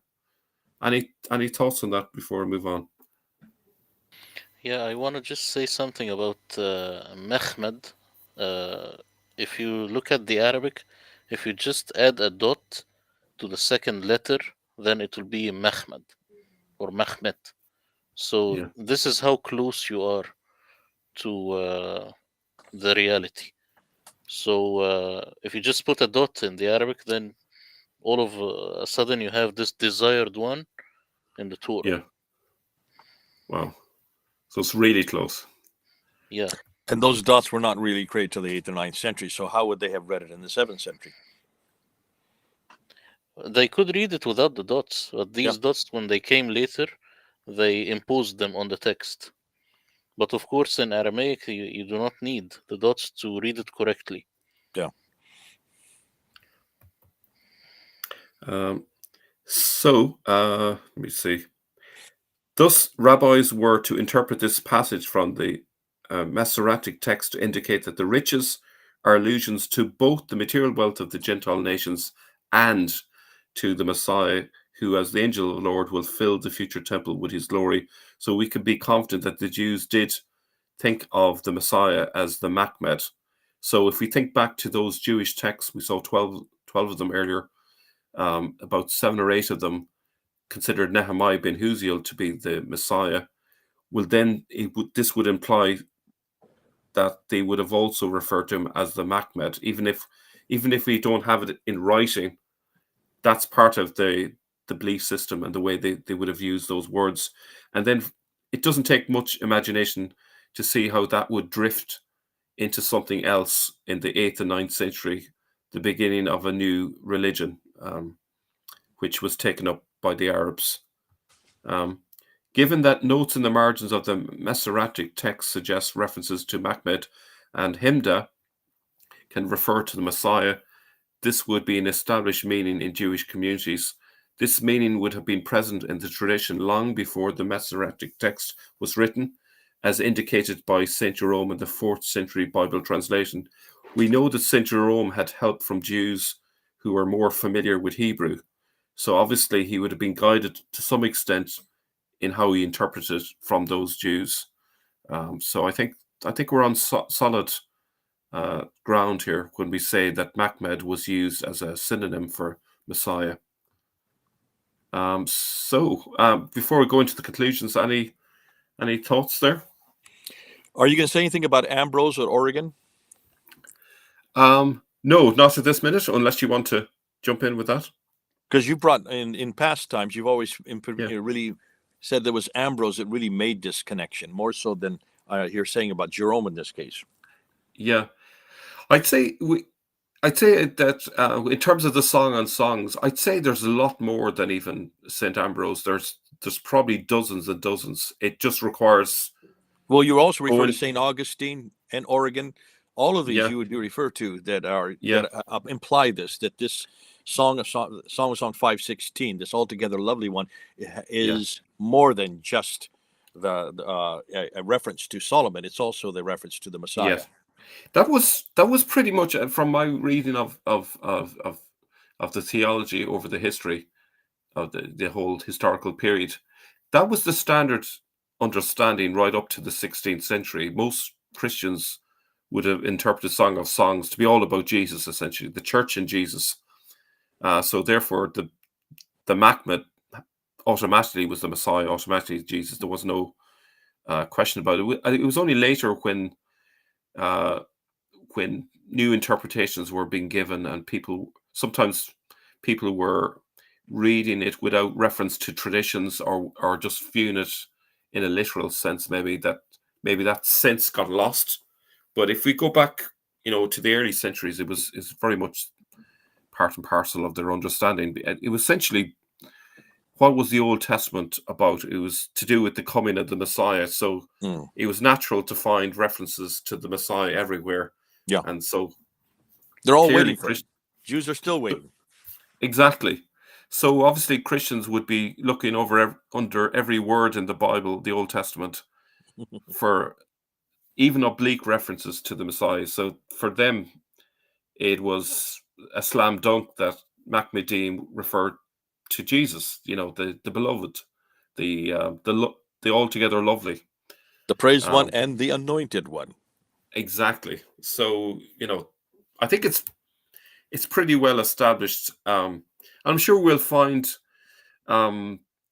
direct references in Jewish texts. Given we're on the search now. I'm sure there are probably some Jewish viewers. Maybe they can help us out if you know of other documents written by Jews over the centuries where they use the word Machmed as a synonym for Messiah. Please give us those links. I'm sure we can add to this case, but I'm certain that they're there. It's just a little bit hard to find them. So really that's the first point. The second conclusion I would say is we can say that there was a Jewish and Christian tradition of using a God and his Messiah - Machmed formula in inscriptions in the far south of Arabia and Yemen. Synonyms were used for both parts while retaining the basic structure of the formula. This strengthens our case that Mahmed was used as an alternative word for Messiah. The similarity to the Shahada suggests it springs from the same tradition, and I think it should be obvious to any reasonable Muslim that that's the case. So hopefully let me just throw yeah. a question in here. When you look Yeah. at the Quran, you'll see over and over again, Allah and his prophet, Allah and his prophet, Allah and his Yeah. prophet. If it Yeah. was Muhammad, why didn't it put Muhammad there instead of prophet? Good question. Why is that repeated so often? Now, what Muslims Yes. put in parentheses Yeah. is Muhammad. They have to put it in parentheses. They're imposing Yes. the Muhammad there, when in reality, if Muhammad was so popular at that time, then Yeah. I would suggest that there's something else going on here. But that's for another time, for another edition, Yeah. another proposal. Because I think I know what's going on. But anyhow, just put that in there as a query. Yeah. Very good. Yeah, good point. Well, I suppose one thing I would say that down through the centuries, the church fathers would have spoken about the three roles of Christ, and I hope I can remember them. But prophet, priest, and king Prophet, are the priest, and king three. are the three. Yeah. Yeah. So I think when the Quran is obsessing about the prophet, if I can use the word obsessing there, that's one of the roles of Jesus. He's the prophet, but he's not just the prophet. He's a priest, so therefore he dies for everyone's sins. Obviously, with the theology of the Quran, it's, well, Murad, maybe you can talk to us a bit about that. It's kind of ambiguous about that. It seems to say he died, and yet Muslims read it today as if he wasn't crucified. But that would be his priestly function, but it seems to be suppressed there. And in terms of, I'm not sure I would about the suggest this is just king another side. example. I would suggest this is just another example of what we've already been finding, that really the Arabs at this time, the Ishmaelites, who are now control all this land, but they don't have two things that the Byzantine Jews, Christians, and the Jews have. What do the Jews and the Christians have that the Ishmaelites don't have? Well, they don't have a prophetic line. They're from Ishmael. They're not from Isaac. Secondly, Yeah. they don't have a revelation. Both the Jews and Christians have revelation. And if you Yeah. want to now compete with that, because all three go back to Abraham, two of you go through Isaac from Abraham, the other comes from Ishmael. What are you going to do? Well, you're attacking this idea that Jesus could be the God himself. And you see that all on the coins. You see that on the Dome of the Rock. If that is the case, then what you do, you take his divinity and you put it down to his humanity. So what is Yeah. his human title? He's a prophet. He is Yes. nothing more than a prophet. That's why the messenger, the whole idea, the Muhammad is Yeah. nothing more than a messenger. And that's why Yeah. now you put him alongside, because you know that all these formula, and this is great that you're finding this formula there. The Jewish formula is God and his Messiah, God and his Messiah. But you believe he is nothing more than a prophet, because you know that you're competing with the Jews and the Christians who see him as divine. The Christians who see him as divine, and your biggest threat are the Christians, because they are the great empire that you're competing against. So this is a polemic against them. Now Yeah. that's what I would suggest, is we need that might be one possibility why they have Allah and his prophet, Yeah. Allah and his prophet, Allah Yeah. and his prophet all the way through. Why didn't they just put the word Muhammad there? Why didn't they just put Muhammad there? The fact that he's missing, and why even the 4 references to Muhammad. Notice they're not Muhammad. They're not Muhammad. They're all Muhammad. Those 4 references in the Quran.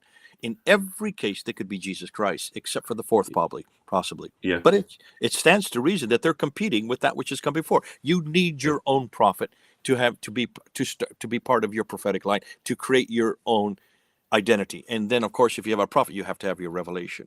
If that is the case, can you then understand why the revelation had to be put together so quickly, and why it's so much of it has been borrowed from the surrounding text?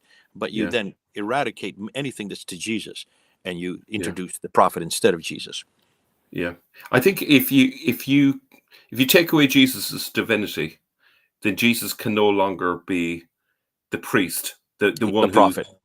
The one who becomes the sacrifice for the people. And so we can see then why prophet is left. Murad, do you want to talk about that passage in the Quran, if you remember, where it's the same formula is used for Jesus elsewhere in the Quran, if you know what I'm referring to. And it's also used for Mahmed then in another passage. You know the one I'm on about? Yeah, yeah. It says in the Arabic, "ما محمد إلا رسول قد خلت من قبله الرسل," and another one, "ما المسيح إلا رسول قد خلت من قبله الرسل," meaning it's exactly the same sentence, and it just uses a different name. That's why it's much easier to believe that this is another way of saying Isa or the Messiah. So this would be Muhammad. And actually, this is not strange because the Quran itself, it calls Yunus Jonah. Also, it calls him Zalnun, meaning the one of the fish. So the Quranic author has no Yeah. problem naming the people multiple names. And I want to tell you something very critical also. Allah wa Rasuluh, you find in many manuscripts it's actually Allah wa Rusulu, meaning Allah and His messengers. And these messengers are just angels. This has nothing to do with Muhammad. But when you Oh, play around with the diacritical marks, then yeah. you will get it as Rasulu. And then when you just shove Muhammad in there, then you have a bigger problem. But the angels are the messengers. This is what we get from the Quran, just like with the Bible, actually, also. Messenger Yeah. angels. So are you suggesting, because this changes everything then, say Murad, are you suggesting these reference to Allah and His Prophet, Allah is actually Allah and His angels? In multiple references in the manuscripts, you find it as rusuluhu, his angels, not his Oh, messenger, wow. not messenger in the singular, but in the plural. Wow, that's Okay, well big. that's good. That's put a spanner into everything. This is what we want to hear. This is great. Yeah. Thanks, Murad. But this is very new stuff that I'm still looking into. Keep Brilliant. looking, keep scratching. The more you scratch, here's what we always say: the more we scratch, the more we find. The more we find, the more they whine. The more they whine, the more we shine. Oh, how sublime! Don't stop scratching. And this is why this kind of material and these kind of discussions are absolutely important. I would have never Yeah. thought, I would have never have known that this is the reference for Rasul all the way through. I had always thought it was always the Prophet, but you're saying that these references to the Rasul in the Quran, in the original form from the 7th century Arabic, would probably be the angels, Yes, in plural, angels. So because his that's the messengers, function. his That's the messengers. function of the angels. Yeah. Exactly, and it makes more sense. Also, there is this word, for example, al-mursalat, which would be like the feminine form for messenger. No one understands what this means at all, but Christoph Luxemburg says this is very clear from the Syriac that these again are messenger angels, and these are the ones which will blow the trumpet in the end times and stuff. So it's very clear that anytime you see the word messenger, it has to do with an angel or sometimes with Jesus.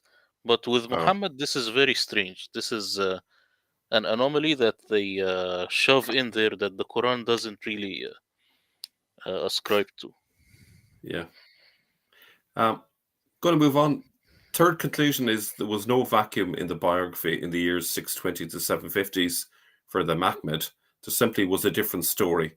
Jews thought Nehemiah bin Huziel was the Messiah bin Joseph. This was dropped in the 750s when the Abbasids took over. The Abbasids simultaneously began a completely different tale. This can hardly be a coincidence. I think that's my reading of it. I think it's too much of a coincidence that the timing is exactly parallel. I don't know what you think. Based on Let the me tell evidence, you, I think. yeah, let me tell you something, Mel. Also, when you look at the coins of the final Umayyad Caliph, you will find that the script which is written on the coins changed. It looked Abbasid. It's as if this final Umayyad Caliph was more of an Abbasid. So Yeah. it has a very different text. The script is very different than how it's written in during all the Umayyad reign. Wow. So it's not just what you are saying here, but also the script. The whole script changed into this Yeah. Kufic script. Yeah. Could The you other thing, say, Murad? Could you? I'm sorry. I just think something comes to mind. Could you actually, by looking at the coins, knowing that we know the dates on the coins, right? And Yeah. could you then create and show how the script changes from decade to decade and century to century?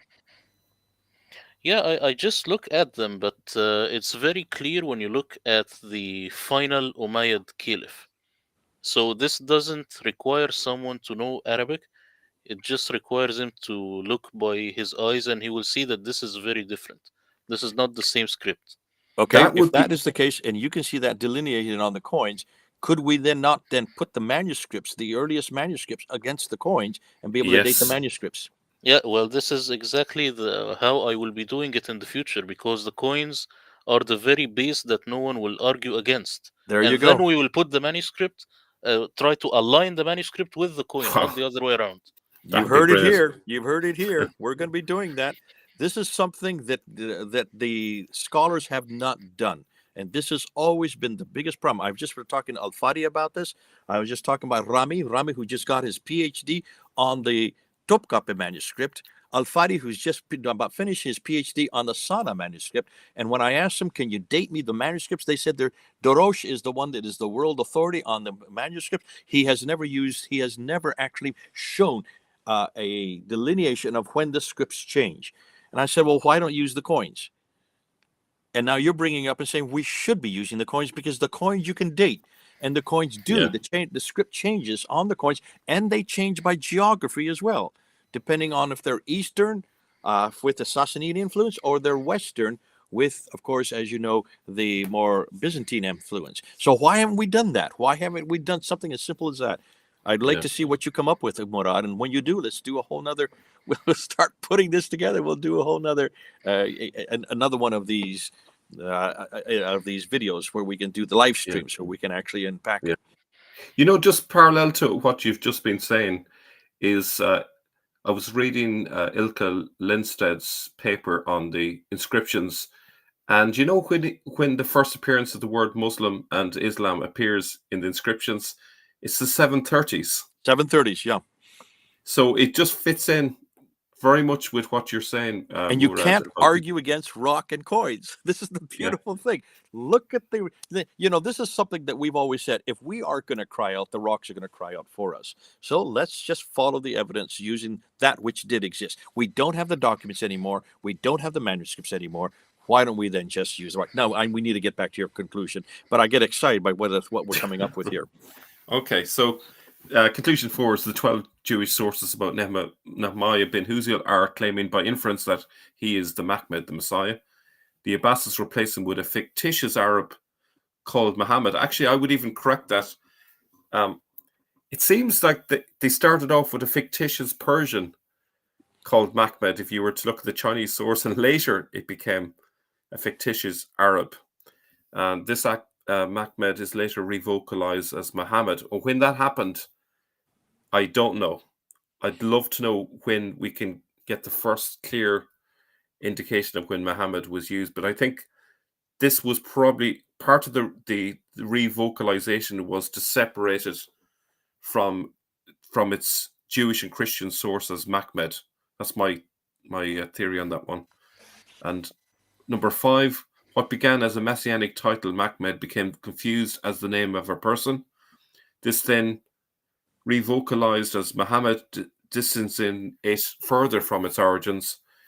In the confusion, even one of the names of the Messiah, Hashim Kinhu, gets muddled, and Muhammad ends up coming from the tribe called Banu Hashim. So, any thoughts? Yeah, Mel, also it's important to look at Sibawi, which was a Persian who played a role in Arabizing the Quran. This comes from the standard Islamic narrative, but it is something that I can't really discard, because it's the standard Islamic narrative just, giving itself out to the police, So Yeah, it's easy to take the dates of Sibawi because this comes from the 8th century. yeah, The Arabization happened in this time, and this is the yeah, time where you get Muhammad, because this is the time where you will read his name as Muhammad. It's with yeah, Sibawi. It's the 700s, no doubt. You know. yeah, So looking at the process of the Arabization of the Quran, it went through 5 stages. This is what I'm learning from Luxembourg now. So you had the yeah, Syriac, and then it got Arabized, and then it got the dots, and then it got the Hamza, and then it got the dagger alifs, all of this are layers of fraud that Yeah. really pushed the Quran way further than what it actually intended in the beginning. And that's how they end up forgetting what it originally meant. And then, of course, having done all of those things, that's when they decide to start adding their interpretations at a point in time and place where they have no hope of getting back to the original meaning. If you look at where all the writers are about the tafsirs, you find that they're way off, thousands of miles away from where it's meant to have happened. They have no idea what's going on. Exactly, But and notice that all these tafsirs are just, they have the same problem as Bukhari and Muslim and all these people. They keep getting fatter with time. They keep ballooning. So maybe Al-Tabari wrote 10 pages, but as the centuries go by, it will be 100 pages, and you still have the name Al-Tabari, because the people who want to add stuff, they will add it under the name Al-Tabari because you will believe him. So you Then have the Murad, I'm same. going to throw a spanner in that one as well. Al-Tabari, no, when is the earliest manuscript, extant manuscript we have for Al-Tabari? This I don't know. 1268. Two wow, manuscripts. 12, that's 13th century. They're both in Istanbul today. Who actually wrote Al-Tabari? Who actually wrote it down? Took what he wanted and left what he didn't like. That's something I don't know. A Dutchman named Michael de Goeje, who was writing between in 1879 to 1901. Look at the dates. no way. Al-Tabari was created by a Dutchman between 1879 and 1901. That's just the last century. We No would not have way. Al-Tabari today without that Dutchman. And he took it from those two manuscripts that are still in Istanbul today. Now, you now ask me, did Al-Tabari have anything to do with that? Oh, did Hardly. he? Bingo. Wow. It just gets better and better and better. And this is all stuff that's all been found in the last 6 months. Yeah. So, I think we need to see a timeline in the future. Yeah, I'm thinking you may have done it already. I've already done Now it. that, I just introduced it to my class on Monday. I can send yeah, it to you. I put everything on a timeline. I put all the documents. They all begin to appear in the 11th century. They continue to appear up until the 16th century. The Sirah that we know about Muhammad's life is put together by Wustenfeld, taken from 6 manuscripts that start from the 11th, 13th, 14th, and 16th century. He wow. writes it.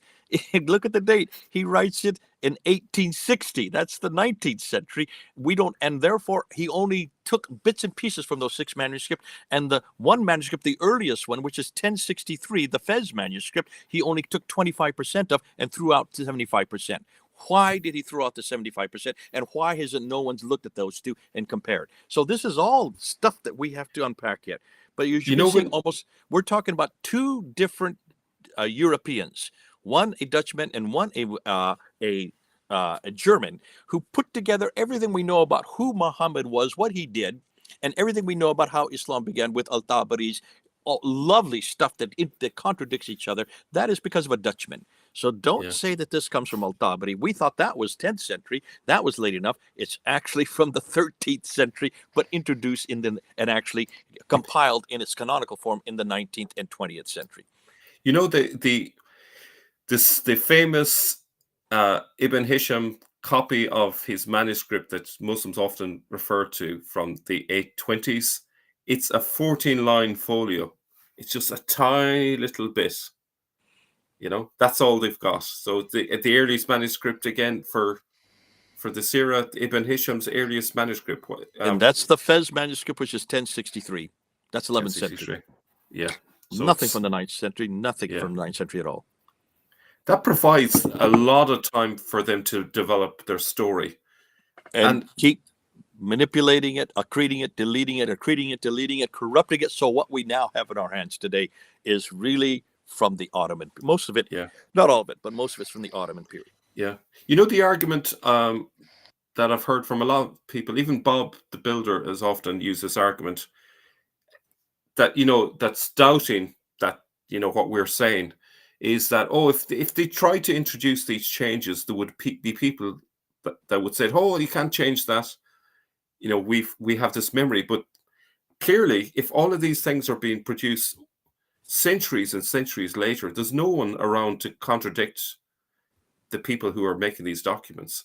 And those Remember documents then also become who is tradition. responsible for doing these. Who are the authors for all of these documents? These are all caliphal documents. These are Yeah, written in the caliphal courts. yeah, Therefore, they controlled all. They could control everything from on high. And that's yeah, why you have Ottomans who controlled it, and that's why it's interesting. Even the manuscripts.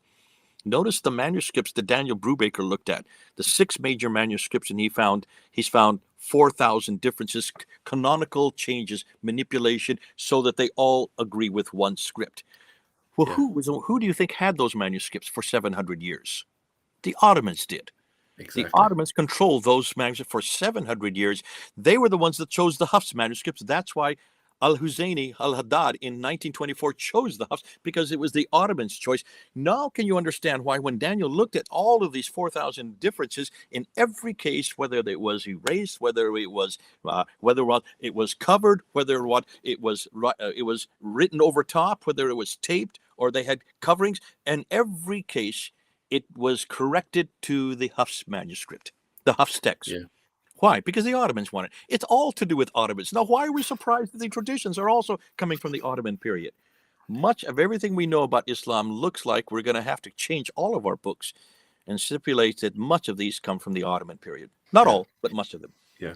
Yeah, We do have a just the idea that the Quran didn't change one iota or a letter. This is an Ottoman idea, Yeah. because back in the day they were much more liberal. They used to read it in 36 different readings or maybe even more. But that's also a later time, because back in the day when it was Syrio-Aramaic, then you would read it in one way and you would understand it. And this is what I'm trying to do with a new Quran translation, which will be a Syrio-Aramaic Quran translation. This would really change everything, because with this you do not have Badr at all, because we do not find this in the manuscript. It's a mistake from the scribe. We do not have Mecca at all. We do not have Hunain.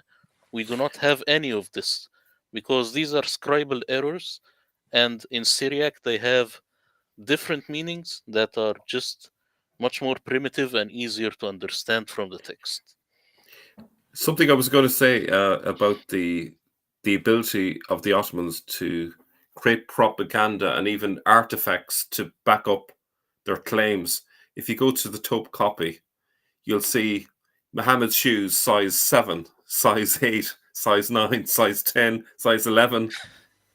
You'll see a piece of broken glass and say, this was a glass that Aisha drank from, and this is Moses' Oh, you're stick. talking about the Topkapi Museum?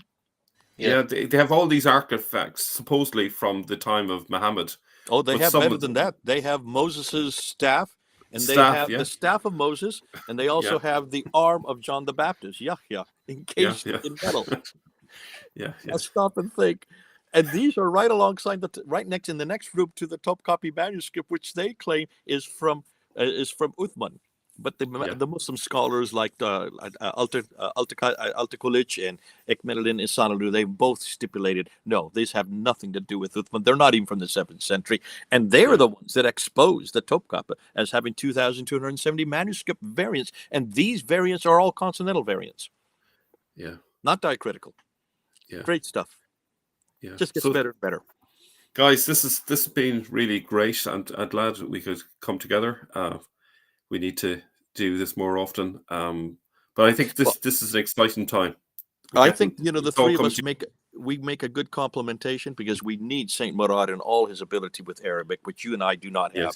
yes, We yes, I know Arabic, but nothing like he does. And you are the one who is actually plugging away. You're like the marine who is taking the frontal assaults and going and finding the material. And I'm the old guy who just sits and say, okay, let's put it all together. Let's see what. Looking from my 43 years of experience, I can see where you're going with this. I can see how this makes sense. And that's why yeah. it's great to have all three of our minds together working on this and coming to conclusions. Thanks So so much, Mel. This has been great. yeah, thanks, Jay, and thanks, Murad, and thanks to everyone that's dropped by. Unfortunately, I haven't had time to look at all the messages, but it's been great to have you here. So all the best, everyone. Thank you for